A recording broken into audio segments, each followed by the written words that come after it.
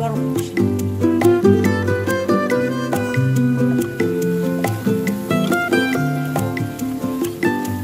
মাংসটাকে প্রচুর পরিমাণে পানি বেরিয়েছিল, পানিতেই মাংস এখনো কষাচ্ছি, এখনো এতে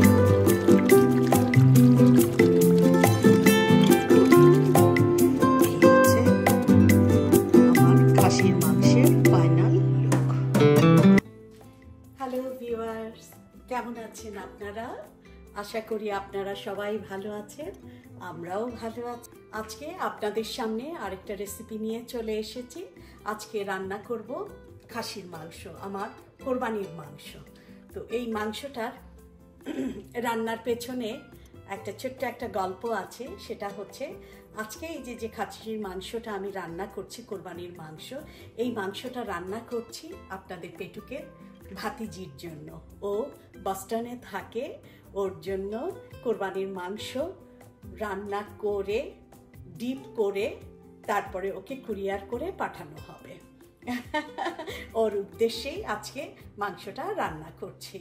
ওকে, যেহেতু আপনাদের পেটুকের ভাই ভাবি এখানে থাকেন না, ওনারা থাকেন বাংলাদেশে, ভাতিজি এখানে থাকেন, বোস্টনে থাকেন। তো গত বছরও আমাদের কোরবানির মাংস ওকে কাঁচা মাংসটাই ফ্রোজেন করে ওকে পাঠানো হয়েছিল। তো এবার তাই আপনাদের পেটুক বলল ওর জন্য মাংসটা রান্না করো, আমি ওকে কুরিয়ার করে পাঠাই দিই। তো ওর জন্যই আজকে এই মাংসটা রান্না হচ্ছে।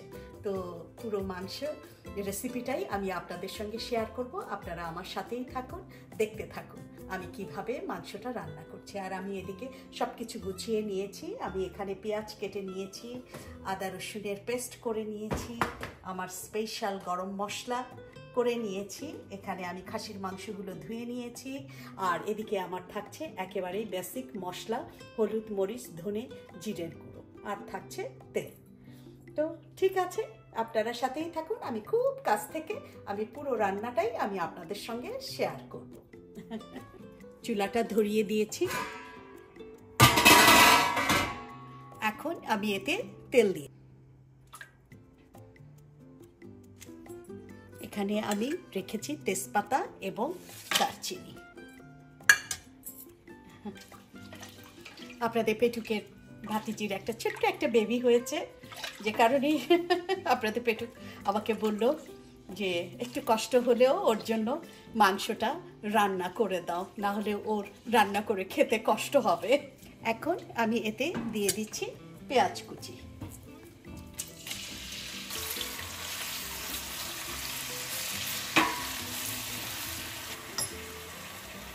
আমি পেঁয়াজটাকে নরম করার জন্য দিয়ে দিচ্ছি একটু লবণ।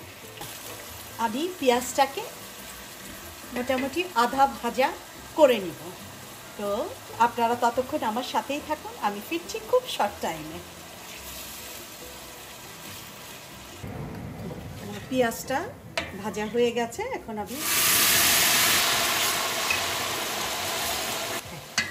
আমি এক এক করে এতে মশলাগুলো দিয়ে দিই।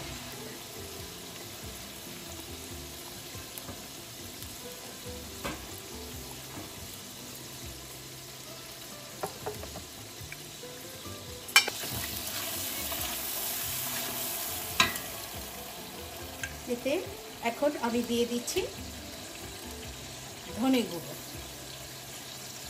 2 টেবিল স্পুনের মতো জিরে গুঁড়ো দিয়ে দিচ্ছি, প্রায় উঁচু করে 2 চামচের মতো হলুদের গুঁড়ো দিয়ে দিচ্ছি, শুকনো মরিচের গুঁড়ো। এখন খুব ভালো করে আমি মশলাটা কষাবো।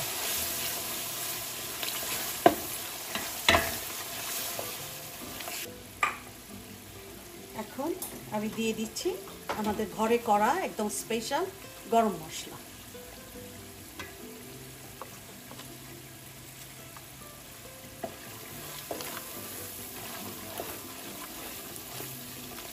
এখন মশলাটাকে আমি খুব ভালো করে কষানোর জন্য দিয়ে দিব পাতা।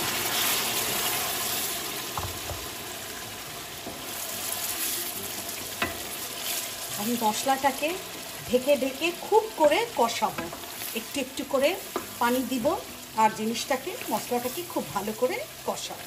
তো কষা হতে মশলাটা খুব ভালো করে কষানো হয়ে গেছে। এখন আমি এতে মাংসগুলো দিয়ে দিই।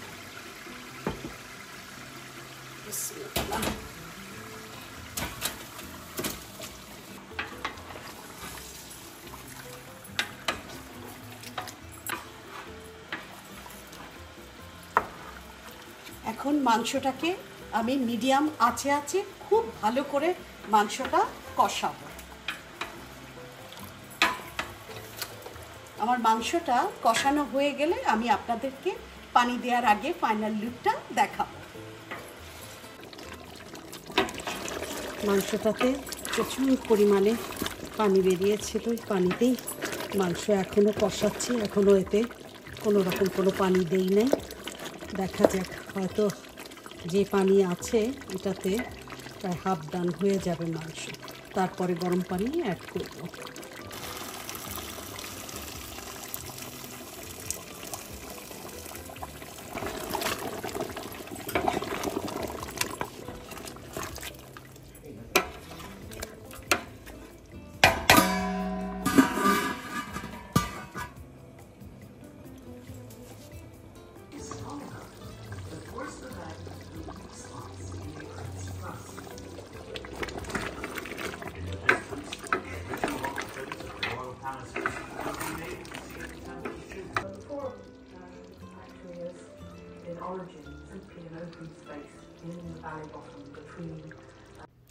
আসেন আপনাদের খুব কাছ থেকে আমার খাসির মাংসের তরকারিটার চেহারাটা দেখাই।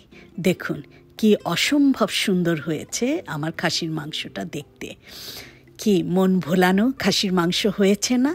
এই রকম যদি মন ভোলানো খাসির মাংস রান্না করতে চান তাহলে আমার পুরো রেসিপিটা আপনারা ফলো করে রান্না করবেন, দেখবেন আপনাদের খাসির মাংস অসম্ভব সুন্দর হবে দেখতে, খেতেও দুর্দান্ত হবে।